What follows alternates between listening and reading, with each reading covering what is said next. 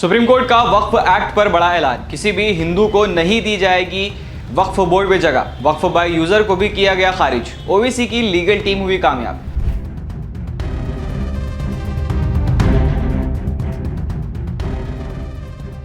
आखिरकार मुल्क की अदलिया ने माइनॉरिटीज की उम्मीदों को बरकरार रखा। पिछले 2 दिन से सुप्रीम कोर्ट इस मामले की सुनवाई कर रहा है और आज अदालत ने उन 2 बड़े नुक्तों को खारिज कर दिया जिस पर मुल्क के मुसलमान सड़क पर उतर आए थे। पहला नुक्ता था किसी हिंदू को ट्रस्ट में शामिल करने का, जिस पर अदालत ने रोक लगा दी और मरकजी हुकूमत से जवाब मांगा है। दूसरा नुक्ता था वक्फ बाय यूज़र का, इस पर भी अदालत ने रोक लगा दी।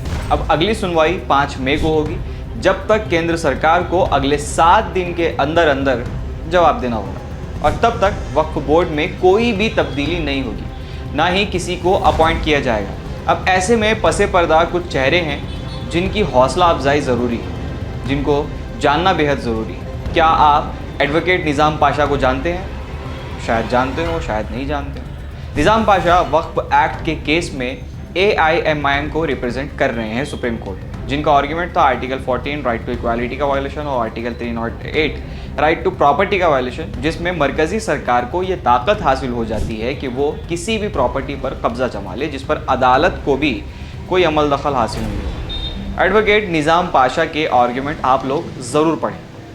निज़ाम पाशा सीनियर एडवोकेट हैं जो national law school of India university के ग्रेजुएट हैं। इससे कबल वो 2022 में हिजाब बैन को चैलेंज कर चुके हैं, जब कर्नाटका में मुस्लिम खवातीन के पर्दे पर हाथ डाला गया था।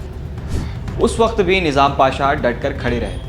फिर 2024 में इलेक्टोरल बॉन्ड का मामला सामने आया था, जो आपको सही से याद होगा। अंबानी, अडानी और कई सारी कंपनीज ने बीजेपी को चंदा दिया था और बीजेपी बीफ एक्सपोर्टिंग कंपनीज से भी चंदा वसूलती हुई नज़र आई थी। उस पर निज़ाम पाशा कोर्ट चले गए थे, यानी कि जो लीगल टीम इस स्कीम के खिलाफ सुप्रीम कोर्ट पहुंची थी, उस टीम का निज़ाम पाशा भी एक हिस्सा थे और इस स्कीम को सुप्रीम कोर्ट ने अनकॉन्स्टिट्यूशनल बताकर खारिज कर दिया। और एक अहम मामला, जब इलाहाबाद हाई कोर्ट ने ASI को ज्ञानवापी मस्जिद में सर्वे करने की परमिशन दी थी, तब भी निज़ाम पाशा कोर्ट चले गए थे। कुल मिलाकर के बताया जा रहा है कि ओवैसी की लीगल टीम इस पर दिन रात मेहनत कर रही थी और एडवोकेट निज़ाम पाशा जैसे लोग हम लोगों की हर तारीफ़ और हम लोगों की हौसला अफजाई के पूरी तरीके से डिज़र्विंग पर्सन है। तो जहाँ कहीं भी सोशल मीडिया पर आपको एडवोकेट निज़ाम पाशा की ID मिले, उन्हें जा करके इस चीज़ के लिए एक थैंक यू ज़रूर कहें और उनकी हौसला अफजाई ज़रूर करें। अब हियरिंग के बाद असद ओवैसी ने मीडिया से बात करते हुए कहा कि लड़ाई जारी रहेगी। पिछले 2 दिनों से हियरिंग जारी है और असदुद्दीन ओवैसी को उनकी लीगल टीम समेत अदालत में बैठा हुआ देखा जा सकता है।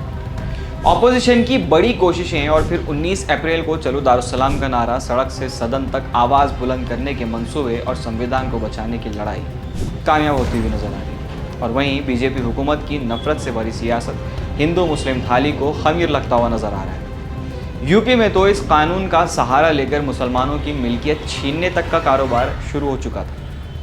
कौशाम्बी डिस्ट्रिक्ट में मौजूद 58 एकड़ की वक्फ प्रॉपर्टी को गवर्नमेंट ने अपने नाम कर लिया और वहाँ के जो डिस्ट्रिक्ट मजिस्ट्रेट थे, उन्होंने बड़ी आसानी से कहा कि वक्फ बोर्ड का इस पर कब्जा था, वो प्रॉपर्टी गवर्नमेंट की थी, जिसे वापस गवर्नमेंट ने अपने नाम कर लिया।